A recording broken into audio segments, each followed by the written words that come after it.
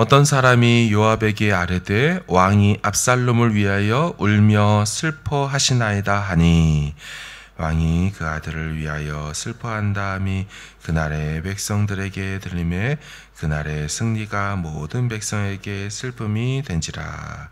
그날의 백성들이 싸움에 쫓겨 부끄러워 도망함같이 가만히 성읍으로 들어가니라. 왕이 그의 얼굴을 가리고 큰 소리로 부르되 내 아들 압살롬아 압살롬아 내 아들아 내 아들아 하니 요압이 집에 들어가서 왕께 말씀드리되 왕께서 오늘 왕의 생명과 왕의 자녀의 생명과 처첩과 비빈들의 생명을 구원한 모든 부하들의 얼굴을 부끄럽게 하시니 이는 왕께서 미워하는 자는 사랑하시며 사랑하는 자는 미워하시고 오늘 지휘관들과 부하들을 멸시하심을 나타내심이라. 오늘 내가 깨달으니 만일 압살롬이 살고 오늘 우리가 다 죽었다면 왕이 마땅히 여기실 뻔하였나이다. 이제 곧 일어나 나가 왕의 부하들의 마음을 위로하여 말씀하옵소서. 내가 여호와를 두고 맹세하옵나니 왕이 만일 나가지 아니하시면 오늘 밤에 한 사람도 왕과 함께 머물지 아니할지라. 그리하면 그 화가 왕이 젊었을 때부터 지금까지 당하신 모든 화보다 더욱 심하니이다 하니 왕이 일어나 성문에 앉음에 어떤 사람이 모든 백성에게 말하되 왕이 문에 앉아 계신다 하니 모든 백성이 왕 앞으로 나아오니라. 이스라엘은 읽겠습니다. 이스라엘은 이미 각기 장막으로 도망하였더라. 이스라엘 모든 지파 백성들이 변론하여 이르되 왕이 우리를 원수의 손에서 구원하여 내셨고 또 우리를 블레셋 사람들의 손에서 구원하셨으나 이제 압살롬을 피하여 그 땅에서 나가셨고 우리가 기름을 부어 우리를 다스리게 한 압살롬을 하면서 죽었거늘 이제 너희가 어찌하여 왕을 도로 모셔올 일에 잠잠하고 있느냐 하니라. 다윗 왕이 사독과 아비아달 두 제사장에게 소식을 전하여 이르되 너희는 유다 장로들에게 말하여 이르기를 왕의 말씀이 온 이스라엘이 왕을 왕궁으로 도로 모셔오자 하는 말이 왕께 들렸거늘 너희는 어찌하여 왕을 궁으로 모시는 일에 나중이 되느냐. 너희는 또 내 백성이여 내 고륙이거늘 너희는 어찌하여 왕을 도로 모셔오는 일에 나중이 되리요 하셨다 하고 너희는 또 아마사에게 이르기를 너는 내 고륙이 아니냐. 네가 요압을 이어서 항상 내 앞에서 지휘관이 되지 아니하면 하나님이 내게 벌 위에 벌을 내리시기를 바라노라 하셨다 하라 하여 모든 유다 사람들의 마음을 하나같이 기울게 하매 그들이 왕께 전가를 보내어 이르되 당신께서는 모든 부하들과 더불어 돌아오소서 한지라. 같이 읽습니다. 왕이 돌아와 요단의 이름에 유다 족속이 왕을 맞아 요단을 건너가게 하려고 길갈로 오니라. 아멘. 결국 압살롬의 반란은 실패로 끝이 났습니다. 모략가 아히도벨이 목을 메고 죽었죠. 다윗의 군대와 전쟁하던 이 압살롬은 노새 타고 가다가 상수리 나무에 머리카락이 걸려서 오도 가도 못하는 상황에 군대 장관 요압의 칼에 심장이 찔려서 죽게 됩니다. 수세에 몰려 쫓겨났던 다윗은 다시 왕권을 회복하게 되는 거죠. 다윗을 따랐던 군대와 신하들은 반란군들을 반역을 다 잠재우고 이제 승리하게 된 것입니다. 그런데 승리의 함성 소리가 들리지 못하고 곡소리가 들리죠. 바로 다윗의 곡소리입니다. 내 아들 압살롬아, 내 아들 압살롬아. 차라리 내가 너를 대신하여 죽었다면 압살롬 내 아들아, 내 아들아. 문제가 생긴 것입니다. 승리했기에 왕이 나와서 목숨 걸고 싸워준 군사들의 노고를 치하하고 격려하고 그 수고를 위로해야 되는데 잔치를 벌여야 되는데 장례식장이 된 것이지요. 왕이 꺼이꺼이 운다는 이 소리가 백성들과 군사들에게 들리자 승리한 군사들이 당황한 것입니다. 문제는 이런 다윗의 모습을 군사들이 못마땅해 했다는 것입니다. 왕이 계속 큰 소리로 울어버리니까 마치 그 울음소리가 이 군사들에게는 어떻게 들렸냐? 왕은 군사인 우리들이 좀 죽고 자기 아들 압살롬이 살았기를 바랬나 보다. 이렇게만 들린 것이죠. 그러다 보니 또 연결되는 또 하나의 문제는 까딱 잘못했다가는 이 쿠데타에도 불구하고 다윗을 따랐던 이 다윗 편에 있는 군사들마저도 이 모습 보면서 등을 돌려 떠나버릴 수 있게 생겼다는 것입니다. 너무 상황이 안 좋아지자 다윗의 군대 장관인 요압이 다윗에게 찾아가서 울고 있는 다윗을 정신 차리라고, 지금 그럴 때가 아니라고 용기 있게 직언을 해주죠. 그게 7절인데요. 이제 곧 일어나 나가 왕의 부하들의 마음을 위로하여 말씀하옵소서. 내가 여호와를 두고 맹세하옵나니 왕이 만일 나가지 아니하시면 오늘 밤에 한 사람도 왕과 함께 머물지 아니할지라. 그리하면 그 화가 왕이 젊었을 때부터 지금까지 당하신 화보다 더욱 심할 것입니다. 위기라는 것입니다. 빨리 나가서 저들 위로해야 된다는 거죠. 사랑하는 여러분, 다윗은 이겨도 또 위기를 또 만나게 되지요. 그런데 또 군대 장관 요압이 이걸 또 도와줘서 잘 해결을 합니다. 일련의 사건들을 보면 우리는 무엇을 보게 됩니까? 결국 다윗이 넘어갈 것 같고 패배할 것 같고 결국 죽을 것 같았지만 용케 또 살아나고 또 회복된다는 것이죠. 상대편인 저들이, 그러니까 아들이 치밀하게 준비했습니다. 2년 동안 사람들의 마음을 훔쳤습니다. 이스라엘 지파의 마음을 다 샀고 모략가인 아히도벨까지 섭외를 해놨습니다. 이제 밀어붙이기만 하면 끝나는데 제 아무리 다윗이라도 그 순간은 당해낼 수 없는 것이 뻔한데 웬일입니까? 다윗의 친구였던 후세가 이 압살롬 팀에 잠입하는 게 성공하죠. 그 중간에서 이 끈아풀 역할을 하지 않습니까? 그래서 전략가 아히도벨의 이 모략이 말 그대로 빨리 쳐들어가면 끝나버린 것이 맞는데도 괜히 이 아히도벨의 말이 들려지지 않고 결국 후세의 말, 좀 천천히 움직입시다. 조금 더 사람을 모은 다음에 가봅시다. 이런 식의 말이 갑자기 들려진 것입니다. 그리고 아히도벨은 그 말을 따르는 이 압살롬의 결정을 보며 결국 이 쿠데타는 진다. 결국 이런 식으로 했다간 다윗한테 당한다. 그러면 나도 결국 반역자로 처단될 것이니 차라리 목을 메어 죽자. 그리고 죽어버린 거 아닙니까? 압살롬이 이길 확률 99%의 승률을 갖고도 패배하게 되었습니다. 여러분, 머리카락이 전쟁 중에 상수리 나무에 걸릴 확률이 얼마나 되겠습니까? 그거 모르지 않았을 텐데도 그런 일이 생겨버리죠. 후세와 아히도벨은 전문 분야가 다릅니다. 그 상황 가운데 누구 말을 듣는 게 마땅하냐면 아히도벨 말을 듣는 게 마땅한데도 말도 안 되는 다윗의 친구라고 뻔히 되어 있는 이 후세 말을 들을 이유가 뭐가 있겠어요. 결국 아무리 해도 다윗을 왕좌에서 끌어내리는 게 희한한 우연의 확률로 불가능하게 되죠. 그럼 왜 그렇습니까? 왜 다윗이 패배하지 않을까요?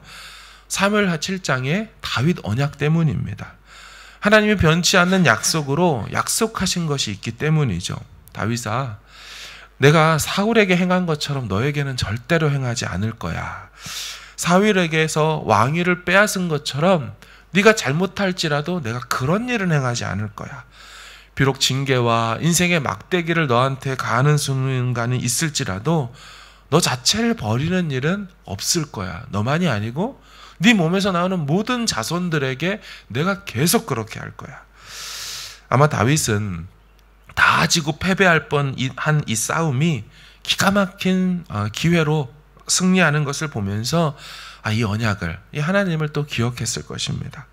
사랑하는 여러분, 하나님의 약속은 신실하며 절대로 변하지 않는 줄로 믿습니다. 하신 말씀을 취소하거나 인생들처럼 허언하지 않으시는 분이시죠. 천지는 없어질지언정 내 말은 없어지지 않는다고 말씀하셨어요. 풀은 마르고 꽃은 시드나 하나님의 말씀은 영원히 선다고 말씀하셨습니다. 하나님은 약속하신 말씀을 반드시 이루시고 변개치 않으시는 신실하신 분이신 것이죠. 그래서 9절 이하를 보면요, 압살롬에게 넘어가 버렸고 또 압살롬을 따르고 지지했던, 그렇게 해서 전쟁했던 이들이 하나씩 하나씩 속히 다시 다윗에게로 돌아와 버립니다. 10절 중반절을 보면 이제 너희가 어찌하여 왕을 도로 모셔올 일에 잠잠하고 있느냐 하니라. 이스라엘 지파들끼리 막 자기들끼리 야 빨리 다윗에게로 돌아가자, 이렇게 갑자기 마음을 확확 돌립니다. 14절도 보시면 이제는 이제 유다 지파들이죠. 모든 유다 사람들의 마음을 하나같이 기울게 하매 그들이 왕께 전가를 보내어 이르되 당신께서는 다윗이여 모든 부하들과 더불어 속히 돌아오셔서 다시 왕으로 등극하십시오. 그러니까 이스라엘 지파들도, 원래 다윗에 있었던 이 유다 지파 사람들도 다 한 목소리로 다윗 왕이여 속히 돌아오셔서 왕권을 견고하게 하십시오, 이렇게 요청하고 회복이 되는 것입니다. 목숨이 위태해지고 아들 손에 비참하게 죽을지도 모르는 위기들이 있었지만 순식간에 지나가게 하시고 주께서 다 회복시키시죠. 다윗에게는 이 사건들이 아픔이었고 슬픔이었습니다. 그러나 한편으로 생각해 보면 여전히 신실하시고 선하신 하나님을 또 한 번 발견하고 확인하는 시간이 되었던 것입니다. 그리고 또 한 가지 본문을 통해 생각해 볼 것이 있는데요. 여러분, 압살롬은 아버지 다윗에게 정말 못된 짓을 한 것이 맞죠. 불순종한 정도가 아니죠. 아버지를 살해하려고 했습니다. 아버지에게 반역하고, 그래서 아버지의 나라를 차지하고 자신이 아버지를 끌어내리고 왕이 되려고 했습니다. 그런데 실패하죠. 아버지의 나라를 얻을 수 있을 거라고 생각했던 것은커녕 아버지와 원수가 되고 결국 반역의 실패로 죽음을 맞이하게 됩니다. 여러분, 이 구도와 내용이 어디서 많이 들어본 것 같지 않습니까? 아버지에게 불순종하는 정도가 아니라 아버지의 나라를 차지하고 아버지를 쫓아내려고 하고, 그래서 자신이 왕이 되려고 했던 반역과 쿠데타, 그래서 결국 죽음으로 끝나버리게 되는 이 이야기, 창세기의 선악과의 모습을 한켠으로 보는 듯한 장면입니다. 자신을 이 땅에 있게 해준 존재이신 그 왕이신 하나님 아버지를 쫓아내버리고 자신이 하나님과 같이 되고 자신이 주인이 되고 또 왕이 되어서 선과 악을 판단하고 심판하는 그 자리를 차지하려다가 결국 실패해서 죽을 수밖에 없는, 죽게 되는 존재가 돼버린 거 말입니다. 놀랍게도 많은 부분에서 닮아 있습니다. 그러나 또 한편으로는 어마어마한 차이가 있습니다. 다윗이란 아버지는 그렇게 반역하고 자리를 차지하려고 했던 그 아들의 죽음에 이르는 그 상황을 돌이킬 수가 없었죠. 살려내지 못했습니다. 그저 아들의 반역과 그로 인한 반역의 결과인 아들의 죽음 앞에 망연자실하고 꺼이꺼이 목 놓아 우는 것으로 밖에는 할 수가 없었어요. 그런데 하나님 아버지는 다르셨죠. 아들 예수님을 내어주셔서 반역한 우리들을 살려내시고 구해내셨습니다. 반역한 존재를 아들의 피로 깨끗하고 정하게 하사 그 속사람마저도 바꾸셔서 다시 그 아버지를 사랑하고 순종하고 섬길 수 있는 존재로 회복시켜 주셨죠. 그래서 우리는 오늘 본문에서 하나님 아버지의 두 가지 모습을 보게 됩니다. 첫째는 언약에 신실하셔서 결국 다윗을 회복시키시고야만은 여호와 하나님의 모습을 보는 것이고, 두 번째는 인간 아버지인 이 다윗의 한계를 넘어서실 수 있는 참 아버지의 모습을 보는 것입니다. 하나님은 참 좋으신 분이십니다. 우리 인생들을 어찌 그리 잘 아시고 잘 다루시는지, 또한 사랑으로 대해주시는지 모릅니다. 우리 각 사람에게 주께서 주신 말씀들이 있을 겁니다. 이 새벽에 그 말씀을 붙들고 기도하실 수 있기를 바랍니다. 결국 그 말씀대로 이루실 하나님을 바라보고 신뢰함으로 기도하는 것이죠. 다윗이라도 인생이기에 하지 못했던 일들을 하나님은 인생이 아니시기에 반드시 행하실 수 있으십니다. 사람으로는 할 수 없으나 하나님으로서는 다 하실 수 있느니라 말씀하셨습니다. 이 말씀을 붙들고 기도로 승리하는 이 새벽 하루가 되기를 주님의 이름으로 축원합니다. 아멘. 나의 소망 되신 주, 주를 바라봅니다.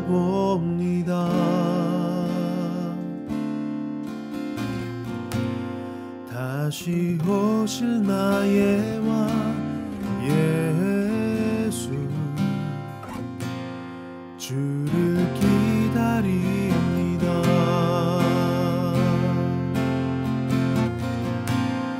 나의 소망 되신 주,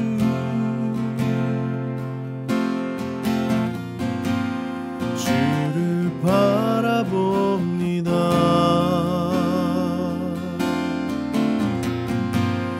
다시 오실 나의 왕 예수, 주를 기다립니다. 밤이나 낮이나 어제나 오늘도 영원히 주만 찬양해.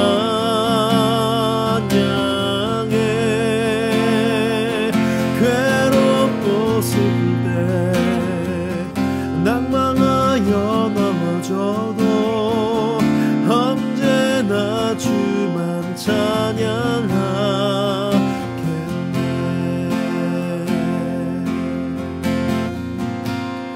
나의 소망 되신 주,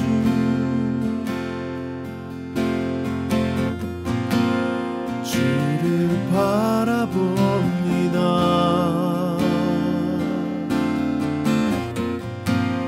다시 오실 나의 왕 예수, 주를 기다립니다.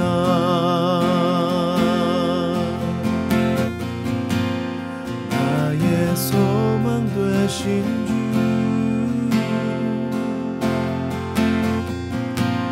주를 바라봅니다.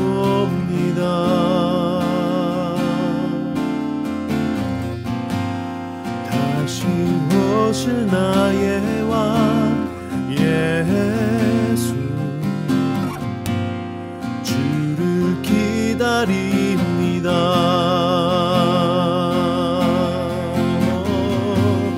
주를 기다립니다. 밤이나 낮이나 어제나 오늘도 영원히 주만 찬양해.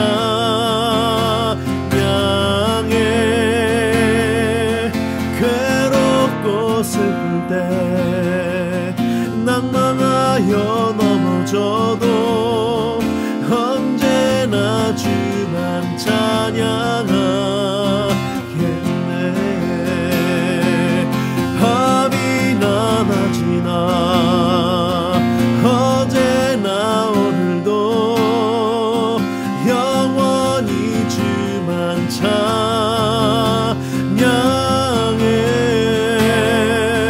괴롭고 슬플 때 낭망하여 넘어져도 언제나 주만 찬양하겠네.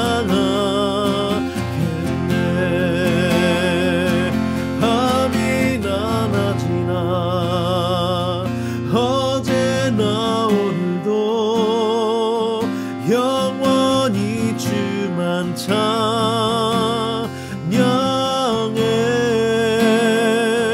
괴롭고 슬플 때 낭망하여 넘어져도 언제나 주만 찬양하겠네.